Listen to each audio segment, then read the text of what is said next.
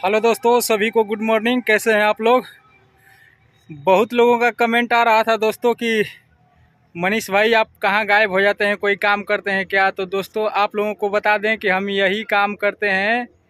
ये जो कैरियर देख रहे हैं, 1 2 और एक और है आगे दूसरे गांव में।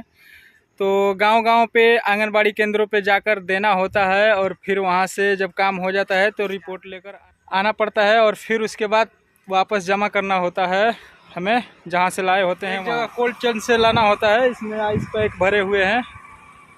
तो यही अपना काम है और हफ्ते में 1-2 दिन का काम होता है। 2 से 3 दिनों का काम होता है हफ्ते में। तो यही करते रहता हूँ। और वीडियो कैसा लगता है आप लोग कमेंट ज़रूर करिएगा। शॉर्ट वीडियो जो बनता है। भाई साहब ने गाड़ी रोक दी, पता नहीं क्यों। और बहुत गर्मी थी, थोड़ा सा बादल छाया तो छाया में हम भी रुक गए। यहाँ पे पेड़ है ऊपर में, बहुत मस्त मेन रोड है, गाड़ी आ जा रही है। तो ठीक है, यही काम है। और बाकी वीडियो कैसा लगता है आप लोग कमेंट ज़रूर करिएगा।